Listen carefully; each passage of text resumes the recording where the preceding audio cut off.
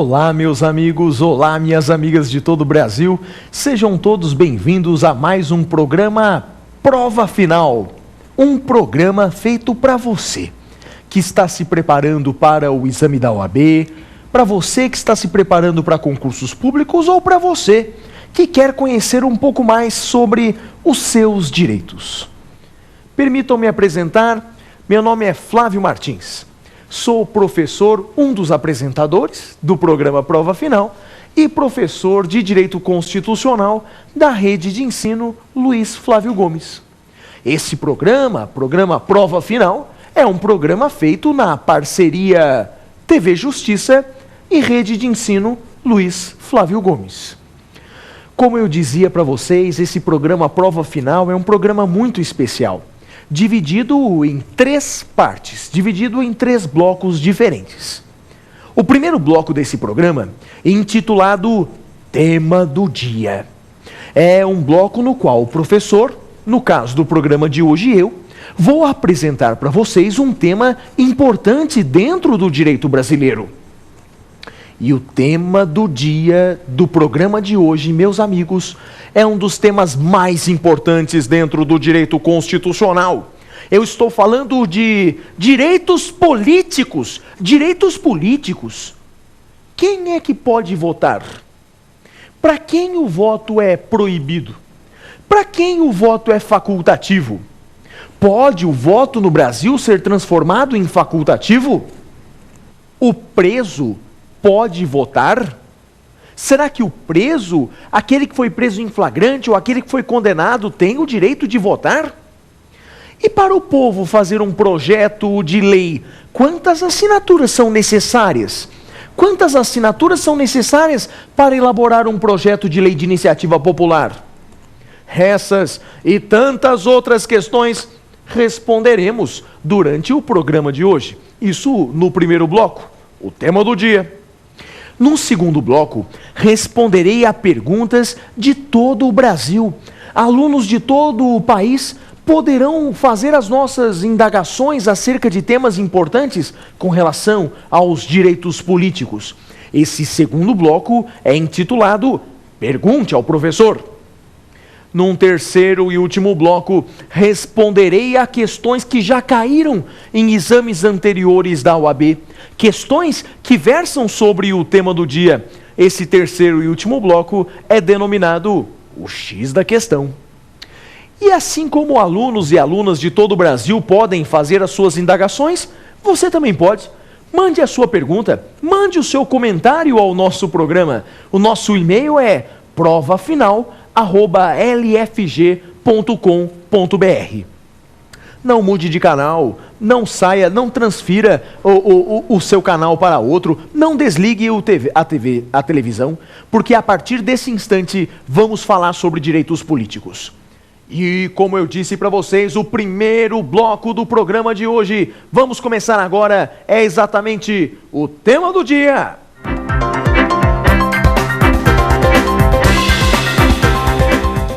Pois bem, meus amigos, aqui estamos então no primeiro bloco do programa de hoje, o bloco intitulado O Tema do Dia.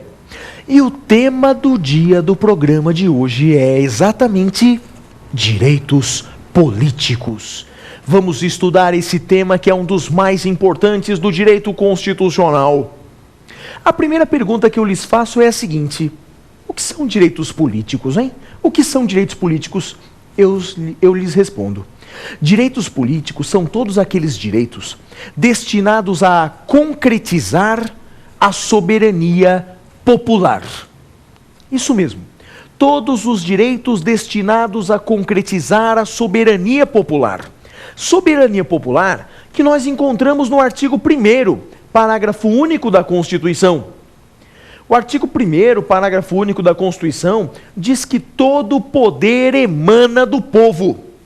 Mas como o povo exerce esse poder? Através dos direitos políticos.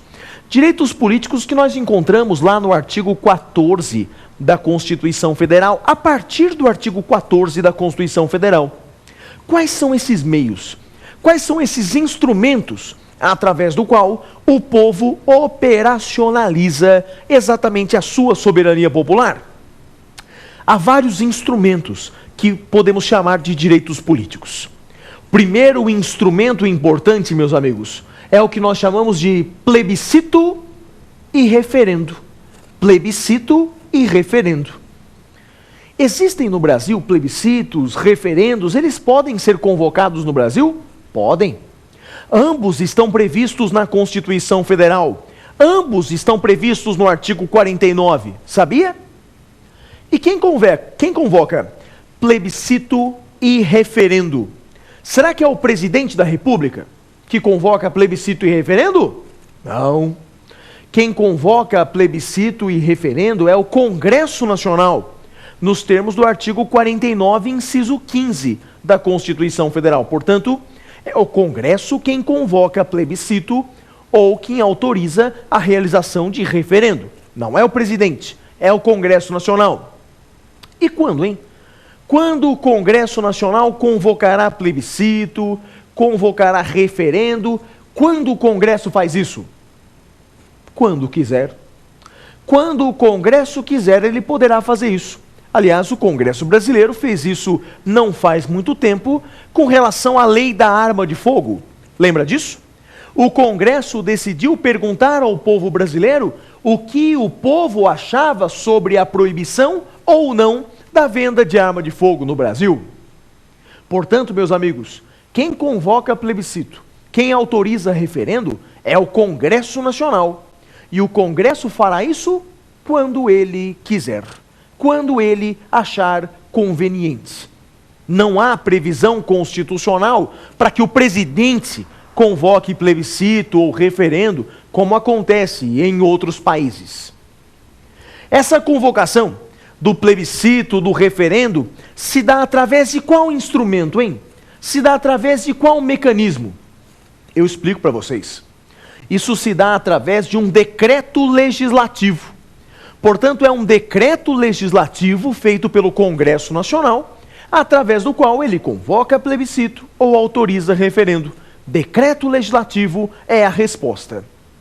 Esse decreto legislativo, ele só pode ser editado mediante proposta de 1/3 de parlamentares. Então é um decreto legislativo que convoca plebiscito ou referendo, e o projeto desse decreto legislativo deve contar com a assinatura de pelo menos 1/3 de parlamentares. Pode ser 1/3 de deputados ou pode ser 1/3 de senadores. E aí vem a pergunta mais importante. Qual exatamente a diferença entre plebiscito e referendo? Qual a diferença? O que diferencia no Brasil plebiscito e referendo? Eu explico a vocês. A diferença entre plebiscito e referendo é o momento da consulta, o momento em que ele é feito. Eu explico melhor. No plebiscito, primeiro pergunta alguma coisa para o povo, para depois fazer a lei ou o ato administrativo. Então lembre-se, no plebiscito é assim: primeiro pergunta, depois faz a lei. Aconteceu no Brasil na década de 90, quando perguntaram para o povo se ele queria presidencialismo ou parlamentarismo, se ele queria república ou monarquia. Foi feito um plebiscito. Naquele plebiscito, o povo brasileiro preferiu ficar onde estava. Preferiu ficar no presidencialismo e ficar na república. Mas você já pensou se a resposta fosse diferente? Você já pensou se o povo brasileiro optasse pela monarquia? Teremos que refazer todas as leis? Teremos que refazer a nossa Constituição para adequar o nosso país à monarquia. Então, meus amigos, esse é o plebiscito. Primeiro